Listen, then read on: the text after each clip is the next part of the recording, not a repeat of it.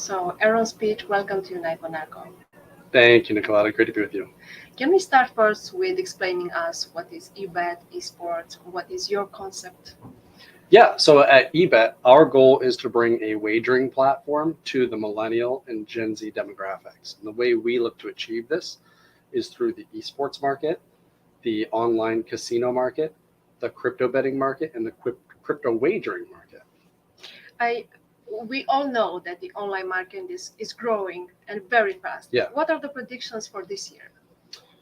Well, I mean, the predictions in iGaming is that it's going to grow by about 30%, especially in regions like Latin America and the US, where iGaming and online casinos have really been taking off over the last 3 years.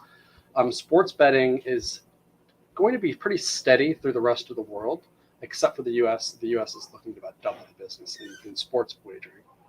Regulations are very important. Yeah, absolutely. Especially in this industry. So we start to see a shift in online gaming regulation, at least in Europe. What are the challenges and what are the opportunities when we are talking about the policies? Yeah, so the challenges are typically trying to understand exactly how the regulation is going to work, how you obtain the license. The way you obtain the license is different in each region, the tax consequences, and how you have to restructure your business. And also, a lot of times they have rules and regulations around how much a certain person can bet and the frequency in which they can bet, which really protects the players. It still allows them to have fun, which is fantastic, because really the goal of a gambling company is never to have people get addicted to the product. It's for them to have entertainment on the product. But the benefit is that when a region like, let's say, Germany regulates, if you're one of the companies that does everything right, gets a regulated license like we have, it really kind of allows you to operate with just you and a few competitors. And they box out the rest of the competitors, and that becomes illegal to be an unregulated business in a regulated area. So it allows you to capture more of the market, but it also benefits the customers at the same time. How about the industry consolidation? I know that your company made some acquisitions recently. Yeah. What are those, and why did you thought about bringing this to your group? Yeah, so we actually acquired a company called Aspire. We acquired their entire B2C business. That's about 70 million in revenue, 1.2 million players, 2 billion in total wagers. And the consolidation is a natural thing in immersive markets where things are starting to get more ubiquitous amongst customers, and we don't see that trend ending anytime soon. We're always looking for acquisitions, and we feel that, especially when we start to get a lot more millennial and Gen Z customers, that we may even be an acquisition target for the future from a lot of the bigger players. So I think this is kind of natural progression for business that used to be seen as like a gray market, not legitimate business, and now it's moving significantly more to legitimized businesses, no different than you'd see like land-based casinos. How about the emerging platforms? I mean, gaming is moving from one platform to another, and how the esports betting industry has leveled up during the pandemic. Yeah, absolutely. Well, especially like casino games and things like esports during the pandemic, it really allowed people that were home a lot to gain a new access, a form of entertainment, and gambling was one of those forms of entertainment. Unfortunately for the sports industry, a lot of sports were down. So sports bet people that were just focused on sports betting alone, they took a big hit. That's why it's really important to diversify your business. So we have esports, we have sports bet, we have casino, we have crypto casino. That way there's always something for somebody to wager on, and you're not kind of just siloed into one business model.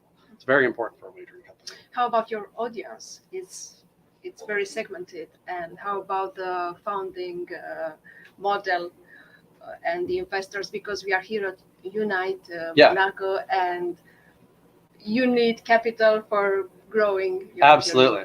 Yeah, so our customer base is about 70% of our customers are between 18 and 40 years old, which is exactly where we want to be. Now, when you have a business that runs with a younger audience, no matter what it is, they have less disposable income. So the average bet isn't as high as you would see on a company that has an average age of 65 years old. But we have a longer tail in our customers, and we're more desirable as an acquisition target because our customers are going to be playing on our platform for the next 30, 40, 50 years. And as they grow up, they become they have more disposable income, they get raises at their jobs. Some of them become millionaires and entrepreneurs. They're going to spend more on the platform as, their disposable income becomes more. So we really want to target on the younger audiences because it just makes more sense from a long-term business perspective. Where do you see this market in the future? Well, in the next, decade, esports is set to take over the second place in total bets placed on an individual sports wagering product, second to only soccer or football in Europe. But it's, esports we think is going to be a huge product because it's a global product. Southeast Asia, Latin America, Germany, UK, massive fan bases for esports. And then I think you're going to see the continued growth of casino products. I think live casino products where you can basically play at your favorite casino like the Bellagio or the MGM, but in your own home, as well as slot machines and different products that allow you to have fun from anywhere. What are the current projects you are working on? Yeah. Where is your attention focused on now? Yeah, so we have two main products that we're working on right now. We have browser bets, which is an in-browser betting experience. It really takes the friction away from the customer because here's the thing, like Netflix, YouTube, Amazon, they're spending billions and billions of dollars to make sure that you stay on their website, right? And they want your eyeballs. So what we've actually developed is a product that allows you to put the wagering right into the stream. So what that means is you're going to download an extension, and then this extension is going to read the video that you're watching. If you're watching, let's say, a FIFA match, and you're watching it on UEFA.com, we're going to read that, and we're going to put the odds for the match that you're watching directly in the stream. So you don't have to go to your phone and fiddle around and place a bet or go to a different tab on your browser. You can actually place the bet directly in the match that you're watching, which we feel is going to really elevate the betting experience for the customer, and it's going to allow them to place live bets much quicker, and they're not going to miss out on bets that they would have placed. The second product that we're launching early next year is Crypto Derby. Crypto Derby is a really unique wagering product that allows you to bet on 8 different virtual horses. But instead of being virtual horses that are randomly going to generate which one wins, these horses are actually based on cryptocurrency. So Bitcoin, Ethereum, Dogecoin, right? And so we're running these horses against each other. And basically, you have a 5-minute period where you can place a bet.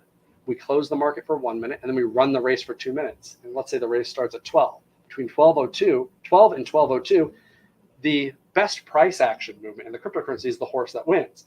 And you're watching virtual horses run around a track that represents what the actual winner of that race is. So instead of having a bar graph and you're comparing it against somebody, we actually do all that math with you and show it with either cars or horses or dogs or whatever. It's pretty cool. Aaron, thank you so much for Yeah. being here with us at Unite Monaco. Thank you. Great to be with you.